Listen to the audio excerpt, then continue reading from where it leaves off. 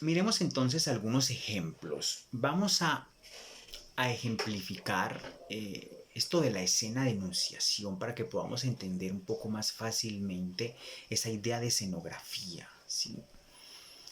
Eh, Uno podría plantear de manera muy general que la escenografía mmm, es ese dispositivo de habla que a veces los hablantes, los sujetos, ¿sí?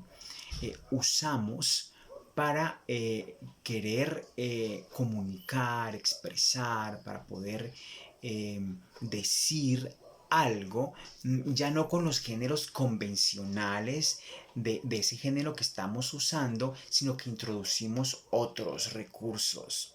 Vamos a ver este ejemplo. Bien, yo puedo tener un marco escénico, específicamente una escena englobante académica. Vamos a ubicarnos en el campo académico, en el campo universitario, en el campo más didáctico, académico, didáctico, académico. Y vamos a tomar como escena genérica un manual de iniciación a la informática. Es un ejemplo que también Mangueno da reiteradamente. Entonces, yo voy a producir un manual de introducción a la informática. Inmediatamente viene a mi mente todos los rasgos genéricos que implica el manual. ¿Cuáles podrían ser? ¿De qué manera está construido un manual? ¿Cómo se caracteriza lingüísticamente el manual? ¿Qué tipo de construcciones sintácticas se emplea? ¿Qué tipo de palabras usa sabiendo que estamos en el campo de la informática? Entonces, todos tenemos en nuestra cabeza la idea de manual, ¿sí? Todos sabemos, todos hemos visto algún día, leído algún día algún tipo de manual, específicamente de informática. Entonces tenemos una escena englobante que pertenece al campo académico didáctico y una escena genérica que es el manual de informática, que para algunos tiende a ser bastante aburridor. ¿Mm? Bien, para que ese texto no sea tan aburridor, ¿cierto?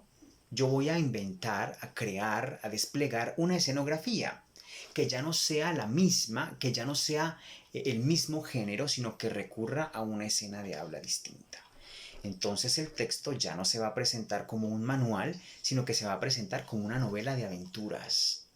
Imagínense un manual de informática ya no como manual, sino como una novela de aventuras. Bien, entonces, ese manual de informática que conserva, ojo con esto, debe conservar eh, las características del manual, por lo menos la finalidad del manual, ya no se presenta como manual, ¿cierto? Sino como una novela de aventuras. Bien, en lugar de apelar a los rasgos genéricos tradicionales del género manual, se presenta una novela de aventuras en la que un héroe parte al descubrimiento de un mundo desconocido y se enfrenta con diversos adversarios. Imagínense desplegar toda una ficción, un mundo ficcional, para crear un manual a través de una novela de aventuras. Dice Mangueno, caemos en una trampa enunciativa. El destinatario cae en una trampa, esa trampa lo puede atrapar y lo puede seducir. El lector se encuentra atrapado en una especie de trampa, dice Mangueno, puesto que recibe el texto como una novela de aventuras y no como un manual. A veces esa trampa puede ser lo suficientemente seductora para atrapar al lector y hacer que lea todo el manual. Muy bien. La escenografía de novela de aventuras se impone, dice Manguenau, como regla del juego desde el inicio de la recepción. Pero al mismo tiempo es a través de la enunciación misma, del despliegue enunciativo, como este relato puede legitimar la escenografía impuesta, haciendo que el lector acepte el rol que se le quiere asignar en esta escenografía, es decir, el de un lector de novela de aventuras, no el de un lector de un manual. Bien, a medida que el texto avanza, dice Manguenau, el lector debe convencerse cada vez más de que es la novela de aventuras el formato que constituye la mejor vía de acceso a la informática. Debe convencerse de que esta última debe ser aprehendida como un mundo desconocido, maravilloso y apasionante que merece ser descubierto. Todo lo que el texto enuncia permite legitimar la escena misma a través de la cual esos contenidos surgen. Claro, entonces, hay un marco escénico rutinario, establecido, tradicional, convencional, que se transforma un poco, ¿sí? A través del uso de esa escenografía. Entonces no es el manual de informática clásico, sino que es una novela de aventuras. Imagínense cuántos, cuántas estrategias no podríamos desarrollar con los estudiantes construyendo escenografías distintas para acercarlos a los textos de otro modo. Muy interesante. Bien, miremos otro ejemplo. Vamos a ubicarnos en un marco escénico didáctico específicamente para abordar la guía turística. Otro ejemplo que Mangueno da.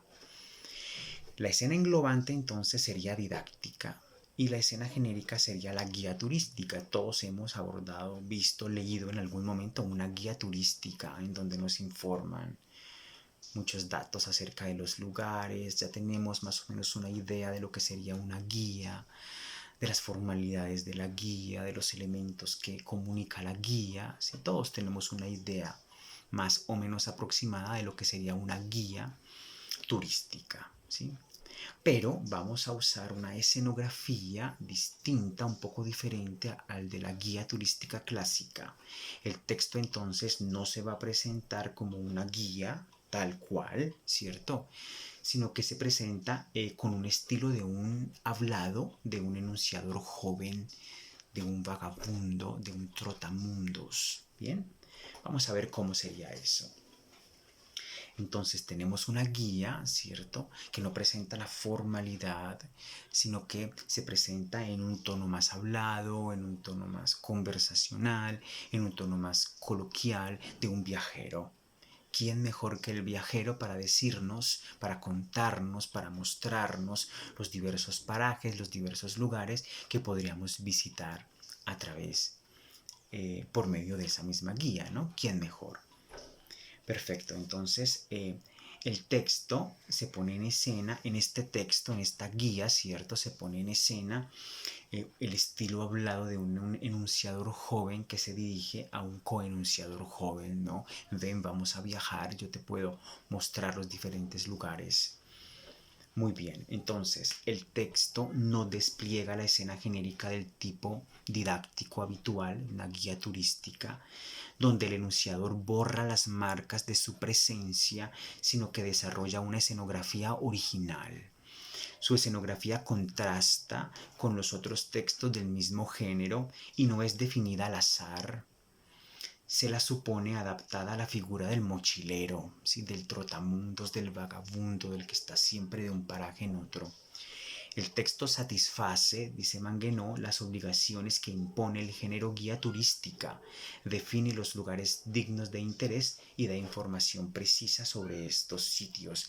Este último punto es muy importante porque aplica prácticamente a todos los discursos que despliegan escenografías, es decir, la escenografía satisface, ¿sí?, las obligaciones que impone el género. Es muy importante eso. Es decir, el uso de la escenografía no quiere decir que no se lleve a cabo, digamos, la finalidad, o por lo menos que cumpla ciertas condiciones de genericidad del tipo y del género del discurso que se selecciona desplegar, construir, producir. Eso es muy claro. Bien.